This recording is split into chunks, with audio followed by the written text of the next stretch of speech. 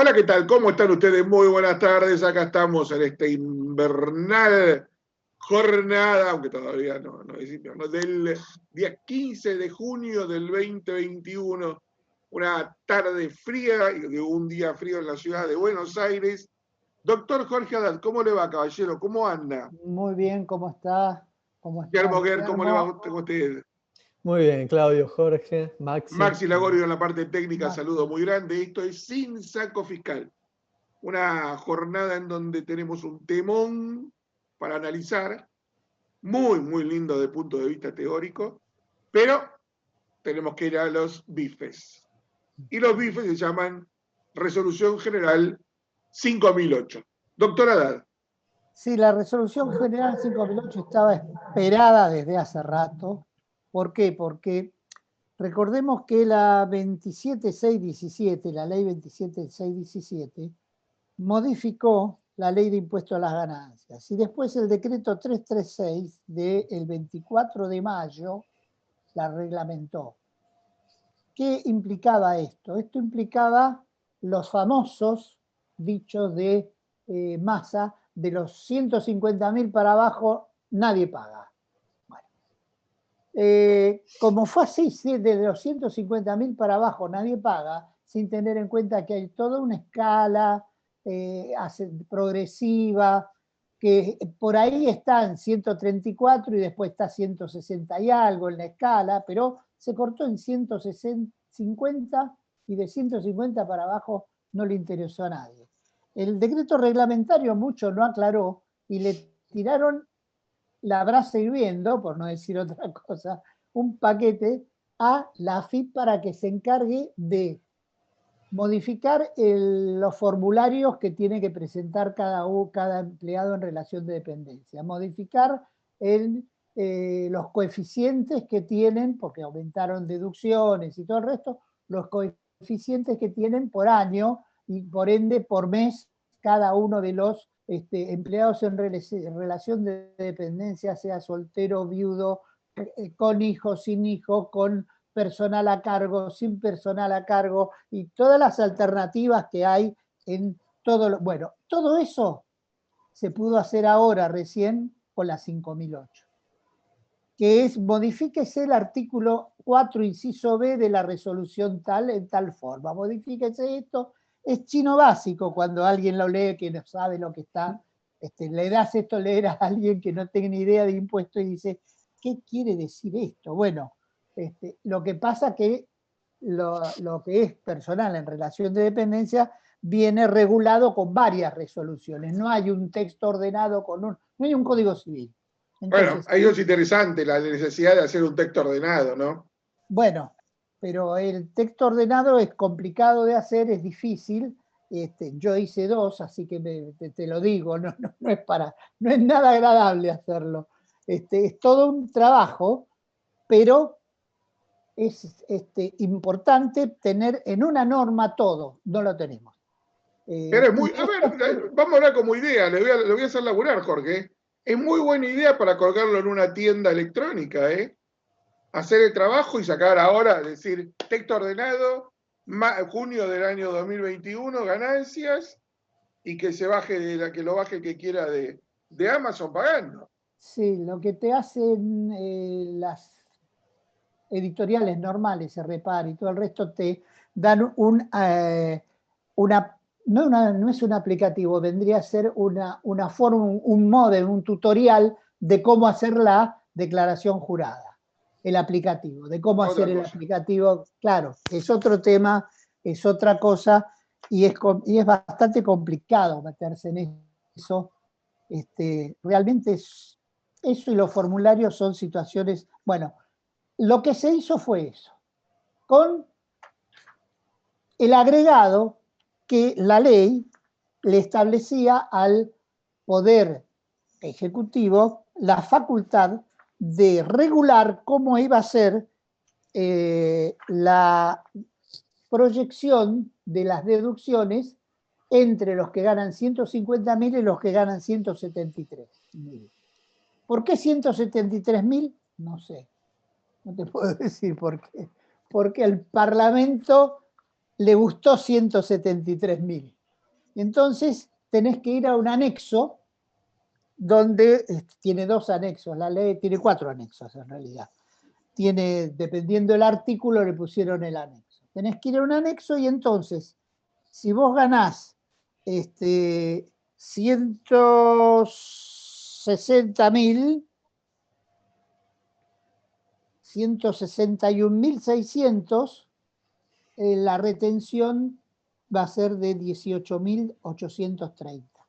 Y así van uno por uno, por cada 100 pesos de aumento de diferencia, de diferencia hasta llegar a los 173.000, están diciendo cuánto es lo que tenés que deducir. ¿Para qué? Para que el salto no sea tan grande, porque caes en una alícuota del impuesto a las ganancias muy alta. Realmente por eso se dieron cuenta cuando estaban terminando la ley de decir, no, un momentito, hasta tal monto vamos a hacer algo distinto, porque si no, el que cae en esto cae mal. Fíjate, yo te digo las proporciones que van. Si vos ganás 143 bruto, estamos hablando, pagás hasta 143.000, pagás 6.673,68. Y el excedente de 95 a 143 paga el 12%. De 143 a 190 pagás un fijo de 12.393 y el 15% sobre el excedente de 143 a 190. Fíjate cómo entras en esta escala de golpe. ¿Entendés? Para evitar eso... Qué interesante quita de salario, ¿eh? ¿Viste? Es una quita eso, muy fuerte. No sé lo que van a hacer el año que viene, porque esto es por un año. Claro. Entonces, claro, claro, año que viene... año electoral. Claro, el año que viene veremos qué pasa y qué se hace. Y además, ¿cuándo? no solo eso, sino además las escalas que se trabaja, porque las paritarias no son tienen escalas distintas, hay que ajustar a cada sindicato y a cada paritaria las escalas que se acaban de dar la FIP, o sea, es complicadísimo para cada trabajador. Cada uno tiene que hacer su numerito. Claro, y no solo eso, sino que, fíjate que esto es, ¿cómo se llamaba el ministro de Economía de la Rúa, el primero? El autor de esta escala, que todo el mundo le tiraba. ¿Machinea era que le dicen la escala? Machinea. No. Machinea, sí la señor. Escala de Machinea es esta. Y es una escala que no es coherente, porque no tiene una réplica lógica. No sé por qué, pero empieza en 5% hasta casi 47.000 pesos. Si vos ganás más de 47.000 y menos de 95, pagás un fijo de 2.300 y el 9% del 5 salió al 9. Cuando yo te hubiera hecho el 3 y el 6, el 9, el 12, el 15, ¿me entendés? Cada 3, y hago la escala respectiva con los números, con los montos. Pero de 15 saltás a 19, de 19 a 23, de 23 a 27, de 27 a 31 y de 31 a 35. ¿Entendés? 170.000 en adelante pagás, perdón, de 762 en adelante pagás el 35%. Es una amputación de tu sueldo muy grande. Porque pero aparte son 150.000 pesos en Argentina con el actual valor de la canasta, que la canasta de alimentos, cobrarle ganancia a una persona es una locura. Bueno, pero fíjate lo que tendría que estar pagando, si no. Muchísimo más. Estamos hablando de un beneficio de 1.200.000 personas. Es lo que estiman ellos. 1.200.000 personas, nada más. Entonces, no sé cuándo nuestros legisladores, yo no te digo el Poder Ejecutivo porque no le va a interesar, pero sí nuestros legisladores van a dedicarse a modificar esta famosa tablita y hacerla más razonable, más lógica. En Alemania lo dividen esto y se llama Lohnsteuer, impuesto al trabajo. El Lohnsteuer tiene cada 2 puntos, va variando. Entonces, vos pagás impuesto a lo loco, porque en Alemania te retienen todo, hay mucha gente en relación de dependencia, mucha industria, mucha fábrica, mucho todo esto, pero la realidad es otra. Acá te están pagando, pero vos no sentís tanto el salto de una escala del impuesto a otra, como ha ocurrido acá, que te aumentan el sueldo y terminás cobrando menos que antes en bolsillo. ¿Por qué? Porque a estos montos que estamos hablando, que son montos brutos, hay que descontarle todo lo que es aportes de obra social, aportes que hace el propio empleado para su jubilación y todo el resto, y estamos en una situación donde estos números se ven disminuidos sustancialmente. No son solo el 11%, es casi un 15, un 16% lo que se va del sueldo en retenciones, percepciones, obra social y todo el resto. Si vos tenés prepaga, con la diferencia que vas a tener que pagar vos o no, pero esto estoy hablando de machinea, estoy hablando de hace mucho tiempo. Y esto tendría que haberse solucionado de alguna forma, porque no es ninguna salvedad, ni ninguna ciencia tampoco, porque el mínimo que se paga es lo que corresponde al piso de la escala. Entonces el excedente te da el otro. Es uno con otro, es una cuestión matemática esta. Claro. No sé si está el invitado, la invitada por ahí dando vueltas.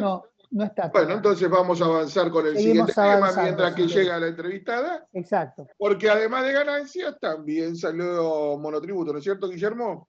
Sí, salió En realidad mandaron el proyecto, ¿no? de una nueva ley del monotributo. En realidad algunos ajustes, ¿no? Después de la gran marcha atrás.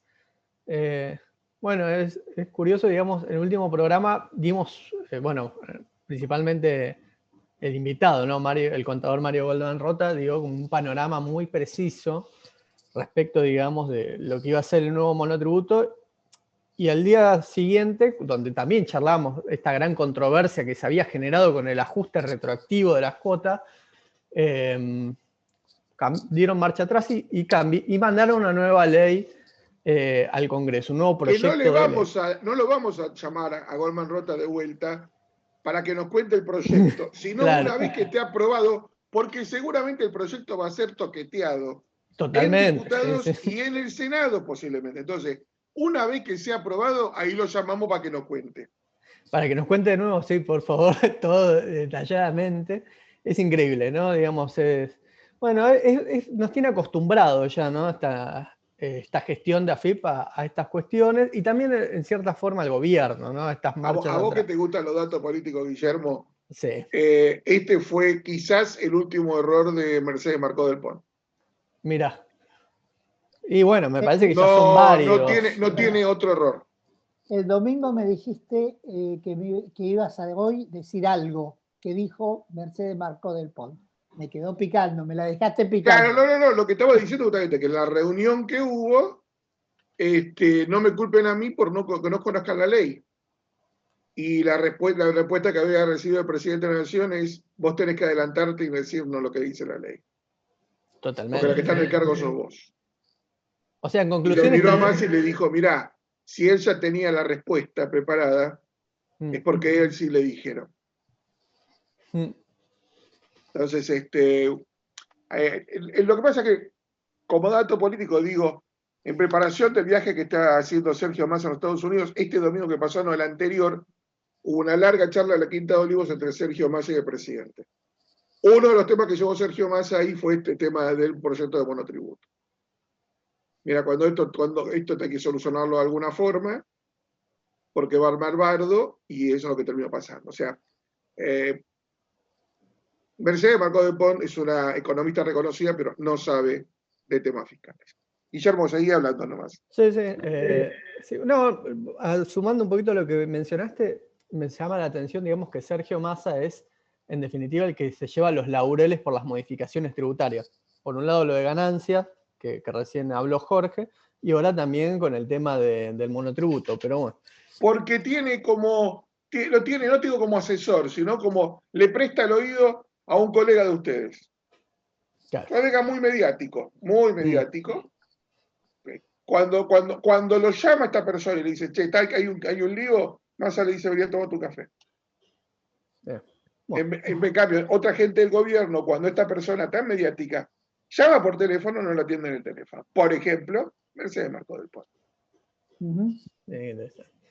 Bueno, a ver, dentro de este proyecto, tal vez las novedades, digamos, más relevantes hasta que, bueno, tengamos el texto definitivo es que la actualización de las cuotas van a regir a partir de julio del 2021, ¿no? ¿Esto qué quiere decir? Que los valores mensuales de las cuotas a pagar entre enero o junio del 2021 van a ser las vigentes a diciembre del 2020, que es justamente todo este problema del aumento retroactivo. Que de hecho hoy por curiosidad entré a la FIP, a mi cuenta tributaria, y todavía estaban vigentes, digamos, los aumentos. A mí no, perdóname, yo te cuento, yo tuve que pagar con el aumento, a mí me cobraron con el aumento y lo pagué con el aumento, total me van a sumar el dinero extra, me lo van a tomar a favor, pero en mi caso ya estaba acreditado en el banco con el nuevo número. Claro, pero yo digo, esa deuda que le apareció a todos los monotributistas, que fue, digamos, el factor de conflicto, eso todavía sigue estando ahí. Sí, sí. Eso todavía sí, hasta que la ley no se apruebe. Claro, no, por eso. La FIP no puede eliminarla, si no violaría la ley que está vigente. Totalmente, claro. Pero bueno, digamos, eso fue también, bueno, estaban muy difundidos los memes de los asesores tributarios que por ahí habían recomendado a sus clientes que lo paguen, y bueno, y en definitiva después se sabía que en algún momento iban a ir para Yo estuve hablando con mi contador para pagar la deuda, y sabiamente mi contador me dijo, para que vea un poquito los números, pero para un poquito, a ver, hay mucho lío. Y fue muy sabio en hacerme decir eso, y entonces dije, bueno, esperemos, total, no hay apuro. Claro. Pero yo era de los que quería anular la deuda, ya está, clavaba 20 meses y me quiero olvidar del tema. No, en realidad se sabía que esto no, a ver, políticamente era un masazo y en algún momento alguna respuesta política iban a tener que dar. Por eso, digamos, muchos asesores tributarios dijeron, bueno, esperemos a ver qué pasa. Y creo que fue un consejo sabio, ¿no? Con respecto a, bueno, a esta deuda. Después también otra novedad que trae este proyecto son nuevas escalas, ¿no? Vuelven a tocar las escalas, esta vez están dentro del proyecto. En realidad, digamos, la actualización más importante es respecto a las escalas más bajas, que bueno, es un incremento importante, aproximadamente del 35%, respecto de diciembre del 2020, y en las más altas es menor, digamos. Por ejemplo, para dar un ejemplo respecto a los profesionales liberales que estarían principalmente encuadrados en la categoría más alta, ¿no? En la H, que era algo así como 2.300.000, ahora pasa a 2.600.000. Perdón, Guillermo. Sí. Tengo la escala que me la mandaron hace un ratito. Sí. En la A, como vos decías, el aumento del monto es del 31%. En la H del 10% y en la K del 4,8%. Eso está achatando la pirámide. Está achatando para que se vayan yendo, se salgan del sistema lo antes posible. Por eso tiene todo un mecanismo de las categorías más altas que se pasan o que se pasaron, le están haciendo esta famosa doble cuota. Claro, un mecanismo de transición, y que vos tenés que dividir a partir del 1 de julio, tenés que modificar todos tus sistemas para facturar con IVA, aunque sea monotributista, le tenés que facturar con un 17% del IVA. Claro. Lo modificando todo interesante de este tratamiento del monotributo es que la oposición le acercó a Massa una propuesta para incluir a los autónomos. Y fue bastante receptivo Massa. No digo que lo abrazó con cariño, pero lo que pasa es que el asesor que le digo, le dijo, dale caso, vas a ganar muchos puntos. Porque los autónomos son los parias del sistema después de los monotributistas. Entonces, puede haber alguna novedad interesante para los autónomos si es que acepta el frente, que es el frente de todos, incorporar algunas recomendaciones que hizo la oposición. No todas, pero sí algunas. En buen momento para nosotros, que se acuerdan, ¿no? Porque siempre somos los jubilados y los autónomos son los grandes olvidados de toda reforma. Bueno, No los monotributistas también, vamos. Unámonos los tres a llorar, ¿qué tanto? Alguien decía que habría que formar un partido político con los jubilados, que son un montonazo. Hubo varios partidos políticos por los jubilados y nunca los siguieron porque eran proyectos personalistas que usaban a los jubilados. Exacto, yo me acuerdo. No vale la pena. Recordemos que en su momento el Partido Blanco de los Jubilados llegó a tener un legislador en la ciudad de Buenos Aires. Claro. Yo me acuerdo que el que empezó con esto fue Manrique hace muchos años.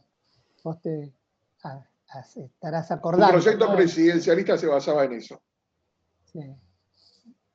Bueno, redondeamos entonces. Redondeemos, después, a ver, otro cambio, un track por así interesante es la figura del alivio fiscal, que es la posibilidad de que algunos monotributistas, digamos, se puedan mantener en el régimen, pero con algunas restricciones.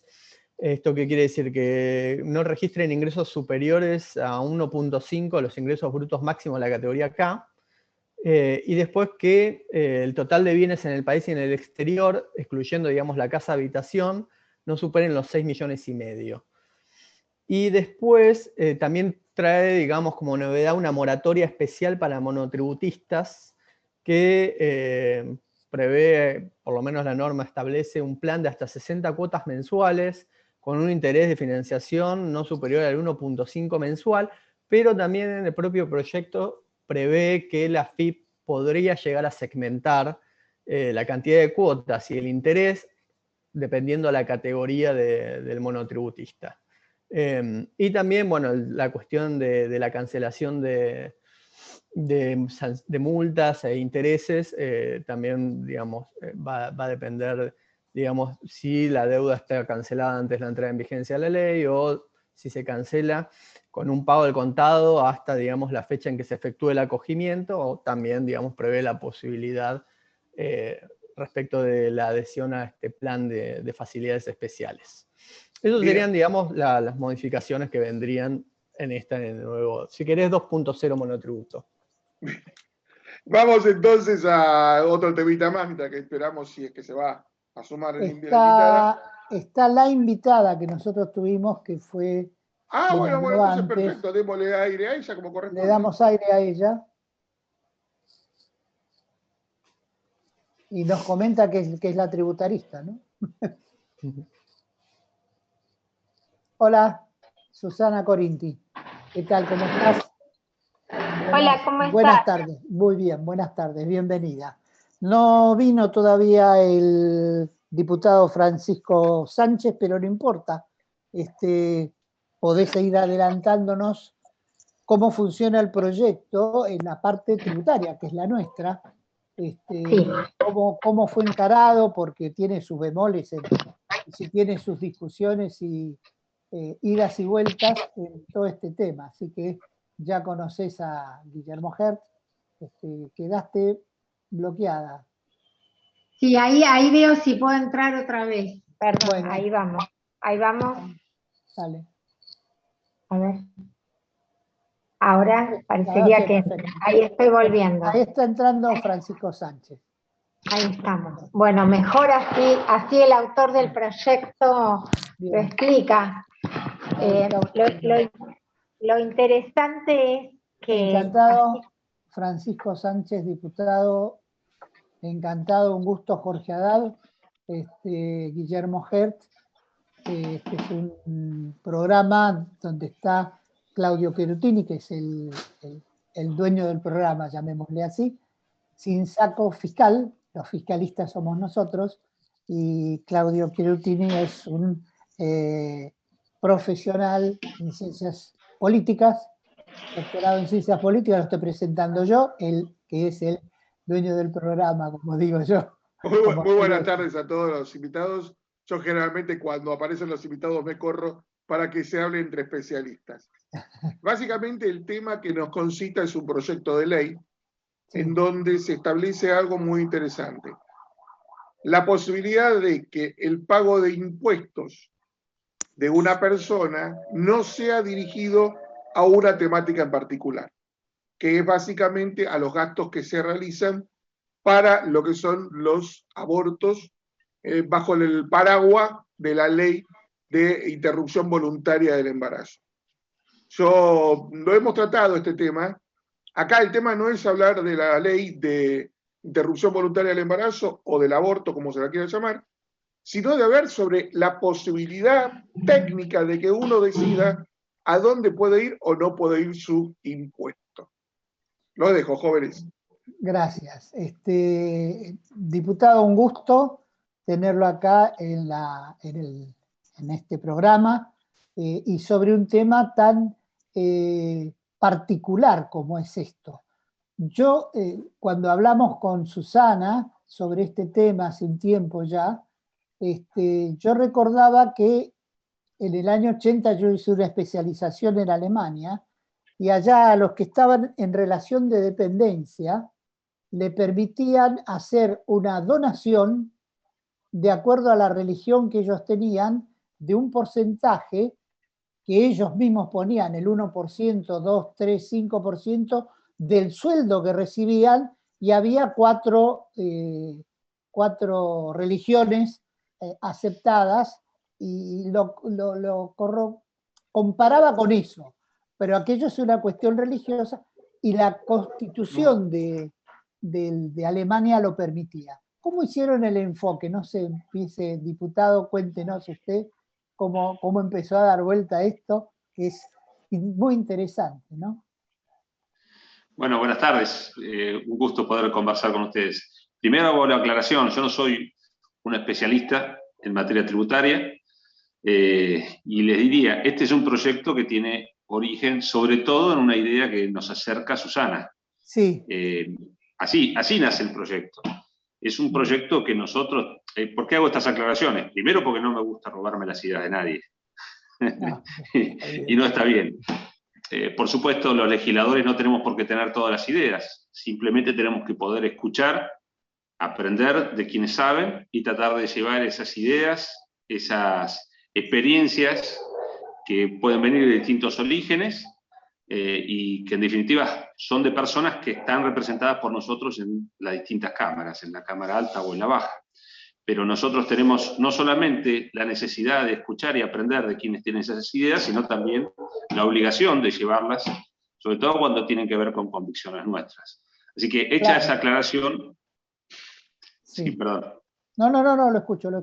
Después... No, hecha esa aclaración, que tiene que ver con el origen del proyecto, que en realidad si vamos a hablar del origen del proyecto, sí tendríamos que hablar del proyecto, porque es un proyecto al que muchísimos argentinos nos oponemos, ¿no? Yo sé que no es la característica del programa y que ustedes quieren enfocarlo en otro sentido, pero creo que mucho de lo que tiene que ver, no es que creo solamente, en realidad la base fundamental por la cual nosotros impulsamos este proyecto tiene que ver con que entendemos que hay una enorme mayoría de argentinos que no estamos de acuerdo con que se haya aprobado una ley que promueva el aborto en Argentina, ¿no?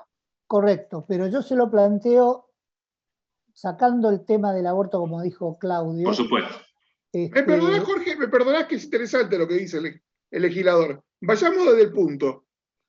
¿Qué hay en la Constitución Nacional que permita que una persona, cuando aparece un proyecto de ley aprobado que no le gusta por cualquier causa, motivo, razón o circunstancia, pueda decirle al Estado: mi dinero que aporto no va a ese destino?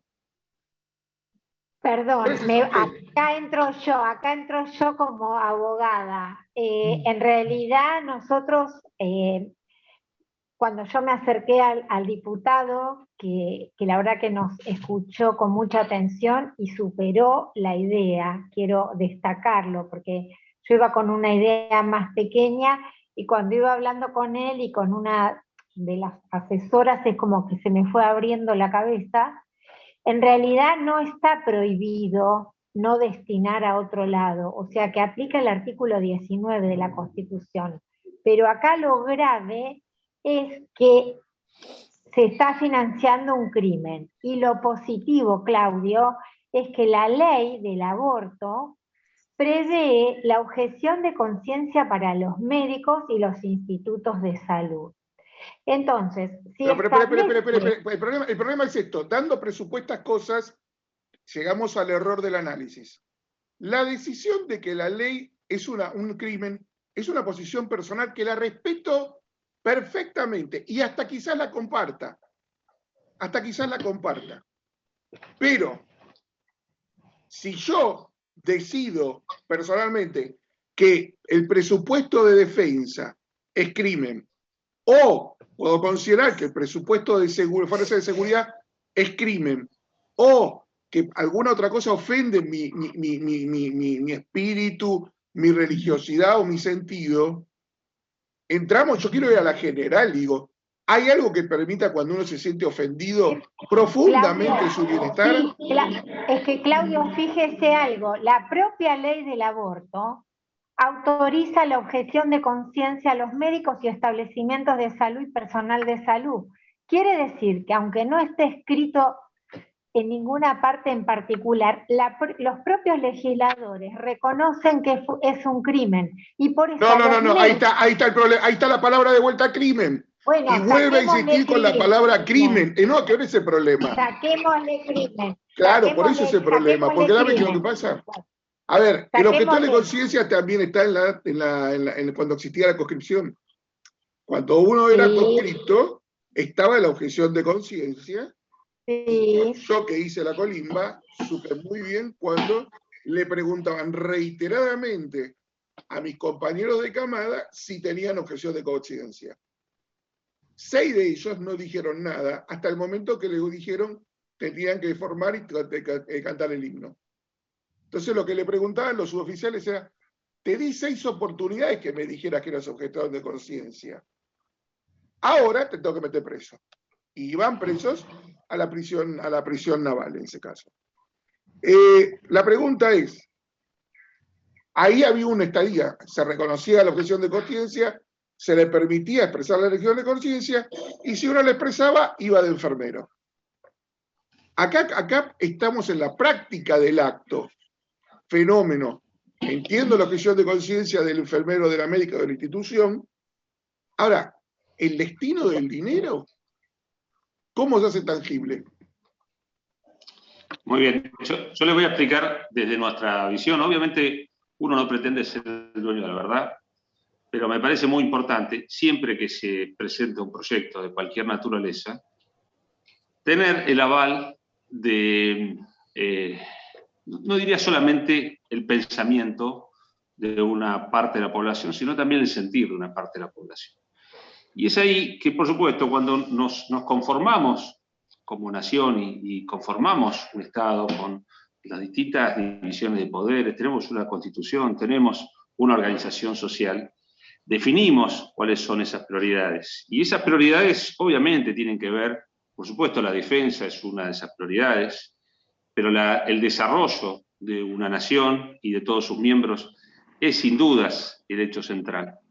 Cuando se empieza a legislar, y se empieza a legislar sobre cuestiones que van contrarias a los principios, a los valores de una sociedad, es ahí donde empiezan a ponerse en disputa algunos derechos humanos, no solamente el derecho humano a la vida, sino el derecho que tenemos todos, los derechos que tenemos todos, a que se consideren nuestras opiniones, nuestras posiciones, nuestras creencias, nuestros valores. Y cuando todo eso es omitido por quienes... Perdón, legislador, perdóneme. Sí. El proyecto si usted me permite, le planteo... No, pero planteo la idea está partiendo de su análisis de dos falacias. El tema fue votado una vez y no fue aprobado, y fue votado una segunda vez y fue aprobado, y no hubo objeción en la votación porque fue legítimo y legal. Entonces no se puede decir que el tema no fue tratado. Si usted me permite, yo le expreso mi visión. Obviamente, son todos temas a discutir. Yo le estoy planteando lo que, más allá de lo que se aprobó, porque no todo lo que se aprueba como ley es legítimo. Yo creo que hay un concepto ahí que no es correcto. Puede ser aprobado y que sea legalizado, pero no por eso sea legítimo. Y me refiero a leyes no solamente de este tipo, muchas leyes que son aprobadas. Por ejemplo, la ley de presupuesto, una ley que uno ya veía que era absolutamente ilegítima y que los propios representantes del Estado Nacional, del Gobierno Nacional, perdón, que presentaron ese proyecto de presupuesto, ya sabían que era ilegítimo y sin embargo se aprobó, y es ley. Y tenía todos presupuestos falsos, de entrada. Entonces, no todo lo que se aprueba y no todo lo que se trata en el Congreso y se aprueba finalmente es legítimo. Le doy ese ejemplo como le podemos dar tantísimos ejemplos de leyes ilegítimas en Argentina. Sí, pero lo que pasa es que eso no es perdóneme, eso no es legitimidad. El proyecto de ley puede ser sustentable o no, puede estar basado en derechos reales o no, puede ser cumplible o no, pero la legitimidad era el hecho de la votación y de la ejecución de la autoridad que lo hizo. No, pero perdóneme, no Claudio, está si es bueno o es lindo o es feo. Perdóneme, Claudio, nosotros tuvimos en materia tributaria un ejemplo claro de ley inconstitucional, que fue una ley que se decretó en el año 1999 y que fue declarada inconstitucional en el año 2010 por un fallo de la Corte. Que la causa fue Intercorp, que Jorge Haddad la conoce, en donde los funcionarios de la AFIP podían embargar cuentas bancarias y esas cuentas bancarias no pasaban por una orden judicial. Y en ese periodo de 11 años murieron un montón de empresas por una ley ilegítima de ingreso nacional, una ley inconstitucional. Entonces, también tenemos que ver... pero perdóneme, volvemos a un problema. Que sea inconstitucional no significa que fuera ilegítima. La ley puede ser legítima e inconstitucional, o puede ser inconstitucional y legítima. La ilegitimidad no la da. La ley era legítima, era inconstitucional. Creo que estamos con la palabra legítima. Tenemos que rever un poco la definición, pero no importa. Pero escuchemos lo que sigue diciendo el diputado. Me corro porque, a ver, lo que logro entender en esto es, y por eso me voy a correr y no voy a hablar más, es, como la ley que no me gusta, entonces no hay que cumplirla. Entonces, yo parto al revés. Yo lo que digo es, ¿qué cobertura legal hay para poder trabajar eso?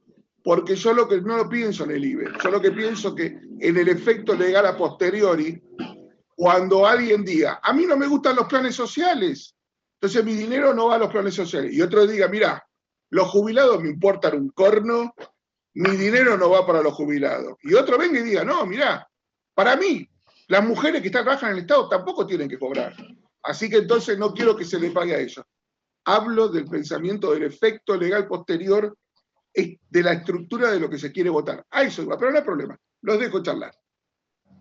¿Cómo es entonces, perdón, diputado, el enfoque que le da sobre la parte de objeción de conciencia fiscal? Bueno, nosotros creemos que leyes de este tipo, leyes que son contrarias a los valores, a nuestras tradiciones, a nuestra cultura, a las creencias mayoritarias del pueblo argentino, no tienen que ser financiadas por, primero, un pueblo pobre. Nosotros somos un país extremadamente pobre, que si tenemos deudas en materia de salud pública, estamos hablando de deuda muy profunda, ¿no? Hay muchísima gente en Argentina que no accede a los servicios más básicos, más elementales de salud. Sí. Y nosotros creemos que no es correcto, de hecho, entendemos que es absolutamente incorrecto, que se privilegie una práctica mal denominada salud pública, como es el aborto, por sobre otras que tendrían que tener prioridad. Como entendemos que el aborto es una práctica que contraria, no solamente decía recién, a nuestros valores, sino también contraria a la salud, entonces entendemos que las personas que hacen aportes a través de las distintas vías, de manera con un sentido tributario, bueno, esas personas tendrían que tener la capacidad de ser objetores de conciencia de que sus tributos vayan a solventar una práctica que es contraria a la salud pública y a los valores de la enorme mayoría del pueblo argentino. Por eso entendemos que debería fijarse específicamente para esa práctica, en los casos en que se lleve adelante, un aporte específicamente de las personas que estén de acuerdo con llevar adelante esas prácticas, con fomentarlas y finalmente las terminen financiando. Y que no las financie el resto de la gente. Ese es el concepto general del proyecto.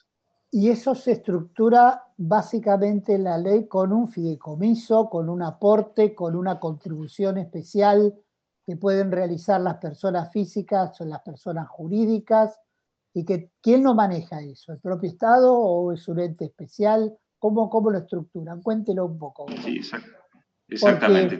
Porque eso originalmente tendría que formar parte del presupuesto, esto. Si estuviera dentro del esquema normal, sería una parte especial dentro del presupuesto general de la Nación. Esto salió como proyecto de ley propio, ¿no es cierto? ¿Cómo lo arma? Exactamente. Disculpe. ¿Cómo? No. ¿Cómo lo estructuró? Cuéntenos. Mire, así como para, por ejemplo, el subsidio del gas, es un subsidio que recibimos en principio solamente en las zonas frías y ahora se va a recibir en gran parte del país. Sí. En la zona fría me refiero a la Patagonia y algún departamento de la provincia de Mendoza, a través de un fideicomiso que es creado específicamente a ese fin y que se extrae de un impuesto específico que se le cobra a las empresas productoras de gas. Bueno, lo que estamos pensando es específicamente lo mismo. También un fideicomiso creado específicamente a ese fin y pagado, financiado por quienes deseen hacerlo. Obviamente ese es un fideicomiso que manejaría el Estado Nacional a través del Ministerio de Salud correspondiente. Directamente del Estado Nacional, y los aportes se harían también de esa forma, como hacemos un pago de patente o un pago de cualquier impuesto.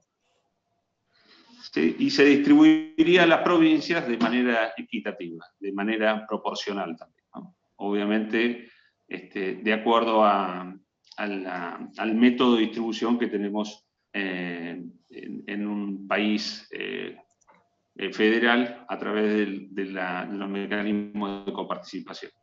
La ley de coparticipación le aplicarían acá los porcentajes que corresponden a cada jurisdicción, irían divididos por esto de este fideicomiso. Es una forma interesante de hacerlo, y cualquiera puede decir yo quiero aportar y pago. Tanto personas físicas como personas jurídicas, exactamente. ¿Y tienen un mínimo de pago? Hay un montos mínimos, sí. Sí, tanto para personas físicas como para personas jurídicas. ¿Y cuáles serían los montos mínimos? Yo lo leí, pero quiero que lo cuente usted el proyecto, me pareció interesante. Sí. Susana, no sé si usted quiere completar. Sí, yo lo tengo presente. Para personas jurídicas, el impuesto, para personas humanas, le reitero, es el primer proyecto de ley de objeción de conciencia tributaria en Argentina. Esto es muy importante. Digamos, para las personas humanas es de 15.000 pesos anuales. 15.000 anuales, no es 15 nada. 15.000 anuales. Se te cortó, perdón. 15.000 anuales. 15.000 anuales. Y para las personas jurídicas de todo tipo, en realidad el proyecto, esto a partir de una idea de Francisco, es que aquellas personas jurídicas que están abocadas a la salud reproductiva, a los derechos sexuales y a todas estos objetos específicos que generalmente tienen exenciones en impuesto a las ganancias y en impuesto al valor agregado por su condición de asociación o fundación, que hagan, o sea, piensen esto, que estas asociaciones, que si fueran, que no estuvieran exentas, pagan un 35% de ganancias y un 21% de IVA, solo pagan el 21% de la utilidad. O sea que se ahorran, entre comillas, ¿sí? Un 35%. O sea que pagan el 21% de su utilidad en concepto de contribución a la ley del aborto, ¿sí? También pagan Perdón, las personas... para entenderte sí. bien, el 21 del 35 sería, o el 21 No, del el 21 de la utilidad, el 21 la de la utilidad utilidad total. anual. Sí, de la utilidad anual, Jorge, porque no pagan impuestos. No pagan Vos ganancias, pensá pagan que esto. el aborto en Argentina, como está promovido hoy, digamos, están todos beneficiados y nadie paga. O sea, ninguna de estas asociaciones pro salud reproductiva pagan impuestos. Claro. Porque son asociaciones, comprender, Sin fin sin de fines de lucro. lucro. Sin fin de lucro, Claro, claro. el aborto en todo el mundo es financiado por los ciudadanos de a pie. ¿Sí? No, Y no lógico. por las... Sí. Bueno, o sea Entonces, que, la idea es esta, que solo paguen como un 21, como si fuera un IVA. ajá, la entidad es exenta. Eso no lo había visto así, yo lo había entendido diferente. Claro. Este, Claro, vos Hay una comprendés, situación muy particular. Perdón. Sí. No, adelante. No, discúlpeme que intervenga, No, pero hay una situación muy, muy particular, que es que en Argentina tienen sede algunas fundaciones, algunas organizaciones sin fines de lucro. Por ejemplo, hay una fundación que se denomina Fundación Huésped, que sí, está financiada por organizaciones internacionales que promueven el aborto, sí, que reciben muchísimo dinero y destinan esos fondos de distinta manera. Por ejemplo, hace poquito, tanto Susana como yo fuimos de blanco objeto, en realidad, de una investigación periodística financiada por la IPPF, que a nivel local tiene su base en la Fundación Huésped, que promueven el aborto. Sin embargo, ponen dinero para hacer investigaciones periodísticas, para ver quiénes se oponen al aborto, pero no hacen aportes a las prácticas del aborto que ya fue legalizado. Y no hacen aportes esas organizaciones que no pagan impuestos, pero sí tiene que hacerlo cualquier vecino que tiene bajísimos recursos, que está en contra del aborto y que posiblemente con el 40%, ya no es el 21%, por supuesto, solamente lo que se paga el IVA cada vez que se compran alimentos, sino que se pagan impuestos mucho más altos.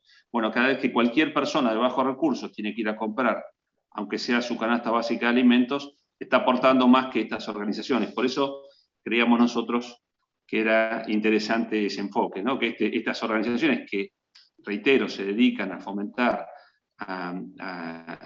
las políticas que tienen que ver con el aborto en Argentina, tuvieran la posibilidad de hacer aportes verdaderamente muy por encima de lo que lo hacen los ciudadanos comunes.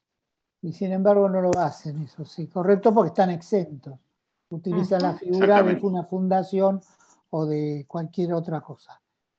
Sí, y también, Jorge, pensá una situación que se dio incluso en el país antes de ahora, que cualquier extranjero que viene circunstancialmente a la Argentina, también esto lo vimos en su momento, que esa gente que viene a practicarse un aborto pague como una especie de, digamos, de esa contribución por esa prestación de servicio, por así decir. Eso no es accidentalmente.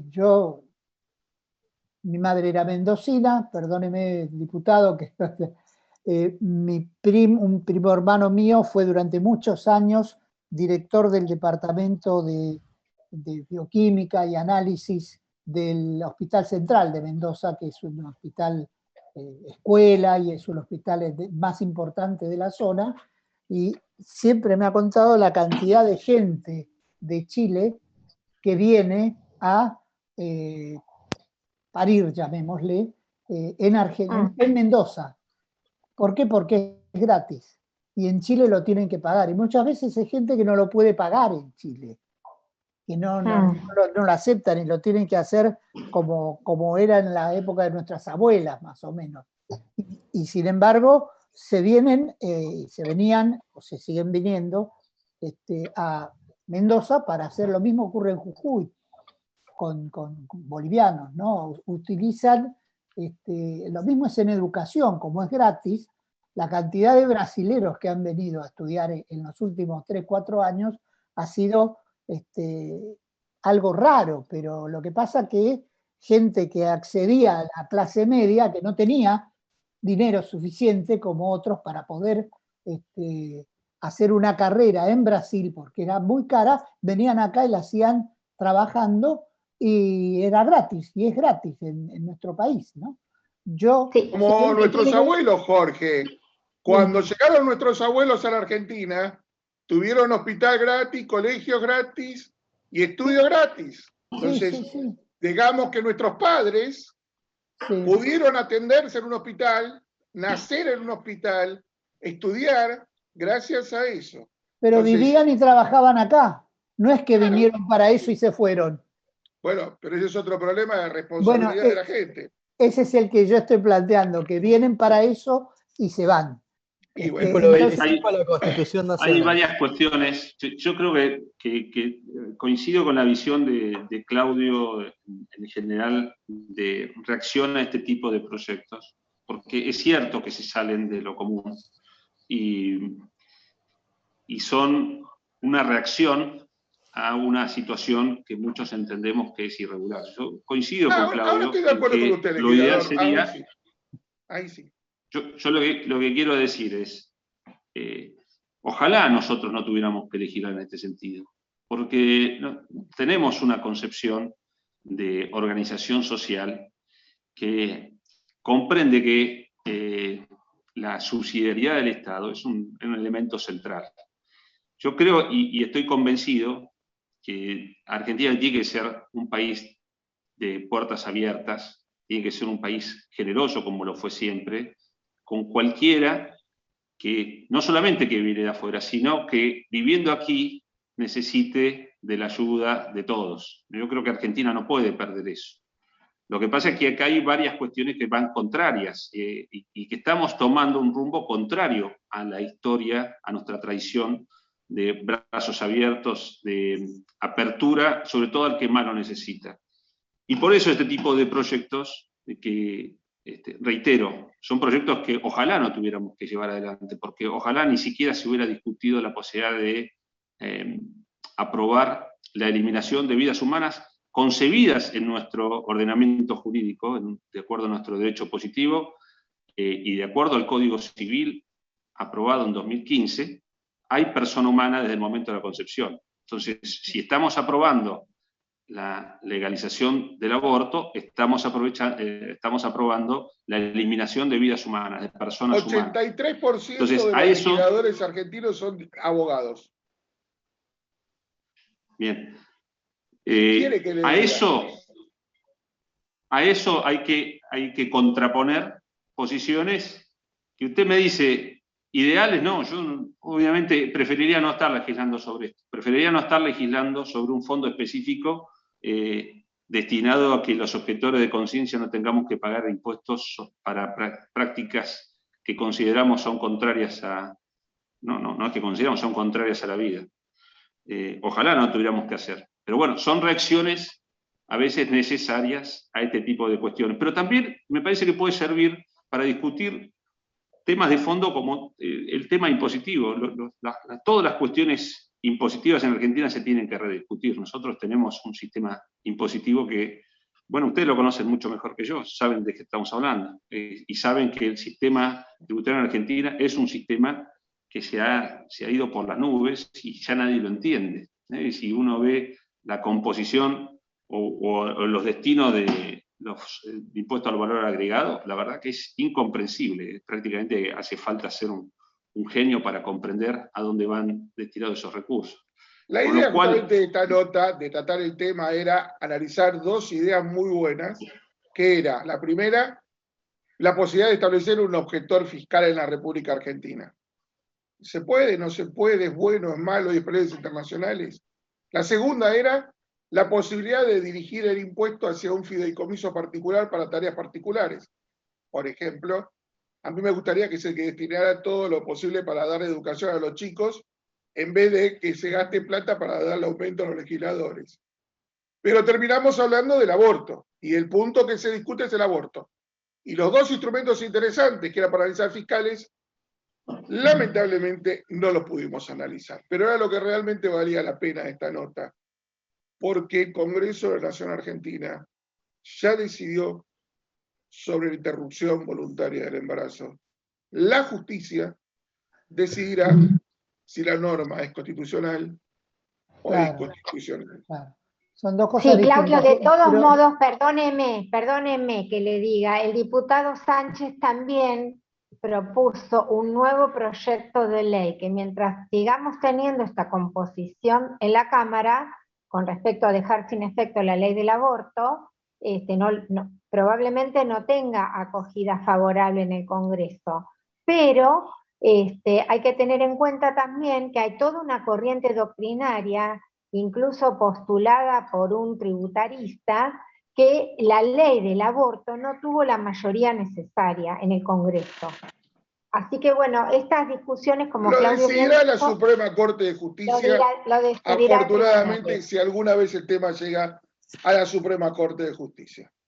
De todas maneras, yo creo, perdóname Claudio, yo creo que la iniciativa, diputado, por ser original, novedosa, inédita, es algo que abre el juego en un espacio donde antes no existía la posibilidad de estar pensando en una objeción de conciencia fiscal.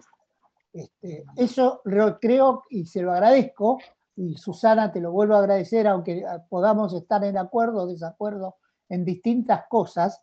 El hecho de tener un país como el nuestro, con más de 120 impuestos y una presión tributaria terrible,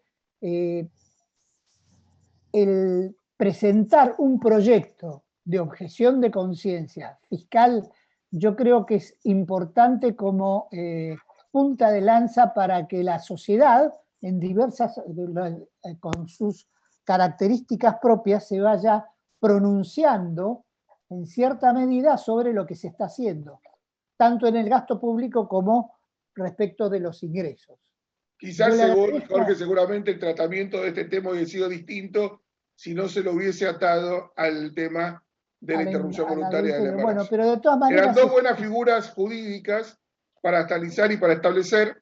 Al atarlo a otro tema, quizás en el Congreso nunca tenga el tratamiento que merece. Pero de todas maneras es una iniciativa inédita, y el hecho de que la haya presentado usted, diputado, con la mano, con la idea, usted le reconoce a Susana la autoría, pero en realidad el que lo presenta es usted y va con su firma esto. Con la ayuda de Susana, lo que quiera. Y aparte te digo, Jorge, superó las expectativas, porque cuando yo le iba diciendo, el diputado me levantaba todavía más la apuesta, así que sí, es realmente interesante. Lo que planteo es que es una situación inédita, novedosa, y que puede plantearse en cualquier otra situación. No solo dado esta característica de la ley, sino en cualquier otro tipo de situación que uno pueda tener un momentito, hasta acá llego. Caballero, entonces vamos despidiendo a nuestros invitados. Le agradecemos muchísimo que hayan participado en esta edición de Sin Saco Fiscal. Muchísimas gracias a los dos. Gracias, diputado, por haber participado. Muchísimas gracias, Susana, por el aporte. Gracias. Francisco. Nosotros tenemos que continuar con esta edición de Sin Saco Fiscal. Nos reencaminamos a un tema que había quedado pendiente, don Jorge Haddad, que era la reforma que ha lanzado la gente de ARBA. Sí, habíamos hecho un comentario antes sobre esto, muy por arriba, no sé si fue en el domingo o el martes, que es una moratoria pero para impuesto inmobiliario, automotores y embarcaciones durante el 2020. Lo había No para anunciado, todo. perdóneme, lo había anunciado Kicillof el 1 de marzo, cuando fue la apertura de sesiones en el Parlamento bonaerense. Con posterioridad, el tratamiento el proyecto llegó al Congreso de la provincia de Buenos Aires, se trató en Cámara de Diputados y de Senadores, fue aprobado con mucha velocidad, con mucha rapidez, con el apoyo de Juntos por el Cambio, y ahora se acaba de lanzar, comienza a estar vigente, creo que a partir del 1 de junio o 1 de julio. Sí, tiene etapas, tiene diversas etapas, ahora las vamos a ver, porque en función de las etapas es la quita que se le hace. Puede llegar, estamos hablando para virtualmente impuestos que pagan familias, porque patente de automotor, está bien, pueden ser algunos, muchos casos pueden ser empresas, pero impuesto inmobiliario, automotores y embarcaciones deportivas, estamos hablando de esto. Estén en instancia judicial, prejudicial o como sea. Estamos hablando del inmobiliario urbano edificado y baldío, el rural, con los componentes básico y complementario y las patentes y embarcaciones deportivas. La quita es de intereses y de multas, o sea, queda el capital solo, que podrá ser financiado hasta 24 cuotas, con una tasa que va del 0 al 2% dependiendo el plazo elegido y el momento en que cada contribuyente ingrese. El primer turno se extiende hasta el 15 de agosto. Hasta el 15 de agosto y tiene una exención total. Del 15 de agosto al 17 de octubre es la segunda etapa, la tercera es del 18 de octubre al 19 de diciembre, donde termina la posibilidad de acogerse. Las quitas se irán eliminando o disminuyendo, llamémosle así, hasta en un 90-100% en el último tramo, de acuerdo al tramo y fundamentalmente de acuerdo a la situación de la empresa o de la persona que, si está en emergencia sanitaria o si está la categorización del Ministerio de Producción bonaerense, que ha sido afectada su actividad durante el año 2020, tienen un 100% de deducción de intereses y de multas, con una financiación, esto es inédito también, hablando de inéditos, cosas inéditas, que el 0% quede, o sea, que el capital puro quede y dependa de la calificación que tenga quien se acoge a este beneficio, recibe una disminución mayor o menor. Esto no lo había visto en ningún otro tipo de moratoria. Mirá que he tenido planes de facilidad de pago y moratoria de lo que quiera, y blanqueos también en el transcurso de mi vida dentro de los organismos fiscales o fuera. Y así no lo había visto en ninguna otra, novedoso al menos. Es una cosa distinta que va para los que... muy política, ¿no? Bien, Guillermo, vamos por la Resolución General 5007, por favor. Sí, la Resolución General 5007 viene a traer, digamos, tópicos modernos también, porque prevé la asignación de quit, quil, CDI y demás claves únicas de identificación con carácter genérico.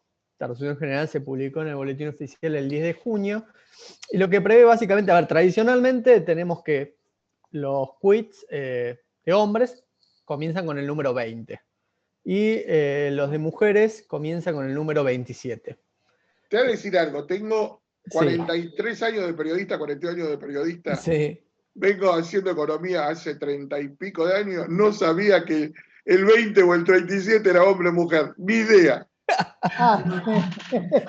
Claro, 20 generalmente son hombres, 27 mujeres. Sabía 30, que lo del medio, ya sabía que lo del medio era mi DNI, pero los costados no sabía por dónde lo habían creado los números. Dije, bueno, ese no es el sistema que crean estos muchachos, pero ni idea que identificaba el sexo de la persona. Claro, es binario, básicamente.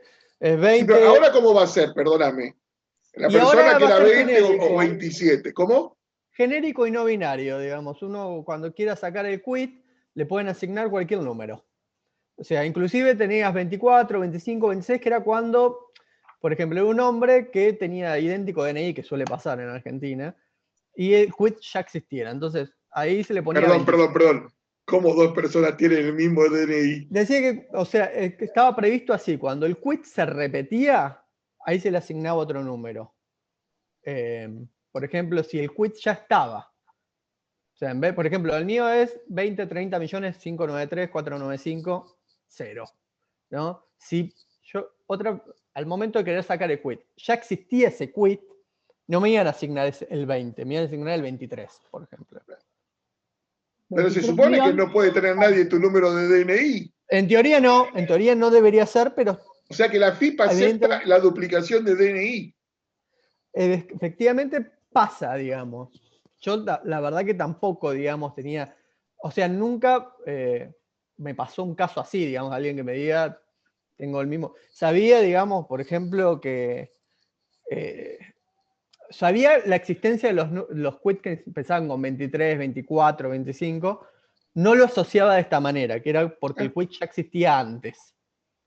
Me parece que, por ejemplo, en el caso, ahí hago agua, ¿no? Pero por una cuestión etaria. El tema de la libreta de enrolamiento y esas, por ejemplo, ahí hubo un tema con la numeración, ¿no? Puede ser por ahí, porque alguna gente tenía cédula de identidad, por ahí puede ser por ese lado. Puede ser por ahí. O sea, si yo me quiero sacar mañana el quit, me van a poner mi número de documento, 16.219.100, me van a poner la actividad 5, y adelante, que me correspondía antes 20 por ser hombre, ahora puede ser 87, 41, 72, 27, 22. Sí, en realidad 23, 24, 25, no va a ser binario. O sea, a ver, el comienzo del quit no va a estar vinculado con tu género. No, con tu sexo. Con tu sexo, sí, sexo, género, digamos, Jorge, o sea, género, ¿qué sos? Masculino, femenino. Claro, sí. Con tu sexo. Y en el caso de que, digamos, vos consideres o quieras cambiarte para un número indefinido, lo podría llegar a hacer también. O sea, si yo quiero tener que mi número de cuenta empiece con 20 porque, no sé, no me asimilo hombre, por ejemplo, quiero que me asignen el 23, el 24, lo podría llegar a gestionar según yo puedo pedir, digamos, entre comillas, el cambio de podés pedir tu cambio de quit. Podés pedir que no empiece con 20, sino que empiece con 23. No el número del documento. No el número del documento. No el número del documento, sino eso está perfecto, pero yo puedo pedir, por ejemplo, que comience con el 69. Exacto, claro. ¿Qué número que elegiste, Claudio? Sí, exactamente. Son preferencias. Sí. Cada uno. Pero bueno, es, digamos, una resolución general que vienen con los cambios, ¿no? Con los tiempos modernos. Sí, las adecuaciones. En fin. La deconstrucción. Las resoluciones. Jorge, disposición 87. ¿Qué vamos a hacerla? Sí, es la disposición 87 de la FIP, que fue publicada ayer en el boletín oficial, y es para una actividad que normalmente no se conoce tanto, pero se sufre. La Dirección General, la Administración Federal de Ingresos Públicos tiene 3 áreas. Una de ellas es la de Seguridad Social. Dentro de las facultades del área de Seguridad Social está la de tomar declaraciones informativas y testimoniales en carácter de herramienta probatoria de una relación laboral que está en negro. O sea, caen unos inspectores, te empiezan a preguntar, te labran un acta y te dicen, ¿desde cuándo empieza a trabajar usted? ¿Cuándo empezó a trabajar? En tal fecha, ¿cuánto cobra? Y después corroboran que en los papeles o no está, o si está desde otra fecha, y lo que cobran es distinto. eso tiene facultades. El área de seguridad social, aunque muchas veces se abusaron, tuvieron problemas, lo reglamentaron y lo regularon como para que no haya tantas nulidades. Sobre eso, lo que pasaba es que no podían actuar cuando, porque no salían a la calle. Desde marzo del año pasado, están trabajando desde la casa. Cuando tenés que ir, tenés que pedir turno especial. Y están digitalizando todo. Entonces, ¿qué es lo que hicieron con esto? Digitalizar el procedimiento y permitir las declaraciones testimoniales, informativas y testimoniales, hacerlas en función de un protocolo que lo hace todo digital. O sea, la AFIP empezó a trabajar en materia digital, específicamente en esta área que es tan importante a los efectos de poder determinar si una persona está en negro o se le paga parte del sueldo en negro, que hasta ahora no lo podía hacer. Se adecuaron. No se han adecuado en todo, porque, por ejemplo, en determinaciones de oficio todavía no tienen el protocolo. Es determinación de oficio para impuestos. Y para aduana tampoco lo tienen. Les cuento que, y ahora le pregunto a ustedes, está muy avanzado la eliminación de las SAS. O sea, sí, en el Congreso se está avanzando con un proyecto para prohibirlas. Sí. Y hay un tema, las ya vigentes. Sí. Hay una decisión de obligarlas a compulsivamente a convertirse en otro tipo de sociedades. Creo que es SRL. La pregunta es, ¿pueden a mí obligarme a cambiar la estructura? Porque por ahí yo soy una SAS y la verdad que una SRL no me conviene por los costos. Claro, si una sociedad de hecho no me alcanza. Por ejemplo, bueno, yo creo que tengo una pauta publicitaria. Y si quiero facturarle a una empresa grande desde sociedad de hecho, no puedo. Necesito crear o una SAS o una SRL para poder facturar. ¿Por qué no podés facturar? Porque no me lo aceptan las empresas por sus normas internas. Porque dicen que la sociedad de hecho no tiene la suficiente solidez como para que uno pueda recibir una pauta publicitaria. Hablando de algo real. A ver, cuando estábamos juntos, Pablo Wende, cuando estábamos juntos con Daniel Soria, habíamos formado una sociedad de hecho. Y durante gran parte de los 90 pudimos obtener publicidad sin ningún problema. A partir del año 2000, 2001, nos empezaron a pedir que cambiáramos la conformación. Y dio la casualidad de que para ese momento nosotros nos asociamos con Devicon, la productora, que Devicon era una sociedad anónima. Perdón, era una sociedad de responsabilidad limitada que estaba pasando a ser anónima. Y ahí no tuvimos ningún tipo de problema. Se pudo facturar. Pero como sociedad, de hecho, hubo gente, y hablo de empresas muy grandes, que no nos quisieron aceptar, no nos dieron pauta porque no podíamos facturarle como corresponde. Claro, quizás es otra actividad, pero en mi caso, yo tuve durante muchísimos años una sociedad de hecho con mi hermano, y no tuve ningún problema nunca con... El tema del problema era que me pagaran, pero... no, esa es otra cosa. Esa es otra cosa. Es a mí otra cosa. Pero no tuve problema. La Falfonda sí. Meller todavía me debe plata. Me debe plata, bueno. Bueno, el tema es el siguiente. La sociedad de hecho como tal, antes estaba regulada, más o menos, dentro del Código Comercial de la Nación. La sociedad civil estaba regulada en el Código Civil como sociedad y era la utilizada en general para los profesionales. Cuando había estudios contables o profesionales, no formaban una sociedad anónima, formaban una sociedad civil. Todas estas fueron eliminadas en la reforma. Con lo cual te queda sociedad anónima simplificada, sociedad de responsabilidad limitada o un ente que no existe. Claro. Ahora, la AFIP te reconoce la sociedad de hecho y te da un quit a la sociedad de hecho, pero la Inspección General de Justicia no te la reconoce. como sociedad. Si querés hacer balances y distribuir entre todos como correspondería, podés hacerlo, pero no vas a la IGJ. Y a las sociedades anónimas simplificadas, yo creo que le están haciendo un mal terrible a todo lo que es emprendimiento, porque lo que hizo fue facilitar la creación de una figura jurídica para poder empezar a actuar, sin tanto costo y sin nada. Realmente, desde ya, aumentó los costos de creación de sociedades de responsabilidad limitada en una forma exorbitante. Si antes te cobraban por dar algo, para sobre una SAS 10.000 pesos, ahora una SRL te sale 50.000. Claro. ¿Entendés? Entonces, es una lástima que estén desde Nielsen, que las ha suspendido casi, con una resolución. No sé si es porque la creó el otro gobierno o Sí, porque... no, porque en realidad todo esto nace porque detectaron varias operaciones de la familia Macri utilizando SAS. Y Sí. hubo muchas operaciones de comercio exterior y salida de capitales en Argentina con operaciones con sociedades SAS.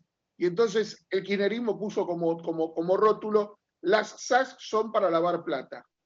Claro, y a partir de ahí decidieron avanzar en contra de las SAS. Pero, ¿cuántas startups y cuántas, Guillermo, se forman con SAS?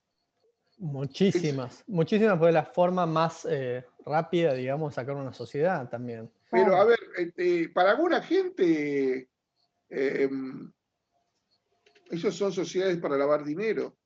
Vuelvo a insistir, ese pensamiento ideológico, es el sesgo ideológico. Sí. Guarda que una de las cosas que quieren hacer es regular las startups. Sí, seguro. Van a hacer... Sí, igual, digamos, por ejemplo, en materia fintech, por ejemplo, las PSP, los que son los proveedores de servicio de pago, ya, digamos, por normativa del central tienen que ser SA, por ejemplo, para un ejemplo. Sí. O sea, ya hay otras normativas que por ahí les exigen un tipo de societario determinado. A ver, yo creo que desde el punto de vista de derechos adquiridos, si en algún momento van a decir, bueno, no van más las SAS, obviamente tienen que dar un marco de transición, ¿no? Y bueno, yo creo que por ahí lo más grave es, por ejemplo, que a través de otros organismos como la FIP, de pronto digan, bueno, las SAS no tienen más quit. Que ahí, digamos, ya desde el punto de vista tributario las matás. Claro. Una cosa que me hiciste acordar, recordemos que el viernes pasado el Banco Central lanzó una inspección sobre 9 fintech que intermedian dinero. Y por la definición que dieron, están hasta acá. Entonces, sí, pero a través de cripto, ¿no? Todo ese tema va a ser judicializado casi con seguridad. Se va a dar bajo 7 llaves los nombres de las 9 fintech, son las más grandes del mercado, y por lo que sé, ya están las 9 unidas para ir a una pelea judicial contra el central a sangre y fuego. Les cuento que en Santa Fe están extendiendo el plazo, la moratoria que habían lanzado.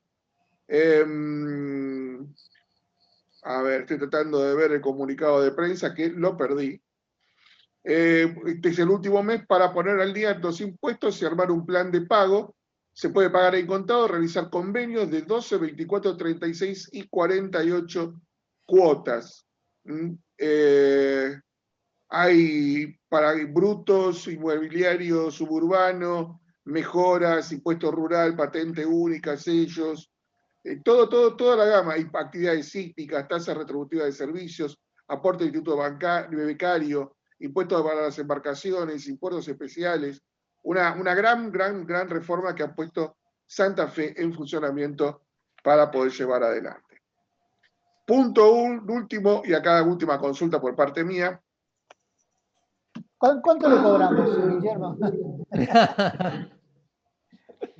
Lo que quieran, total no voy a pagar. Mi cuita empieza con 69. Bueno, el caso de hoy, donde la FIP se retira le dice al juez, para nosotros no hubo delito acá, ha sido un gusto, hasta luego.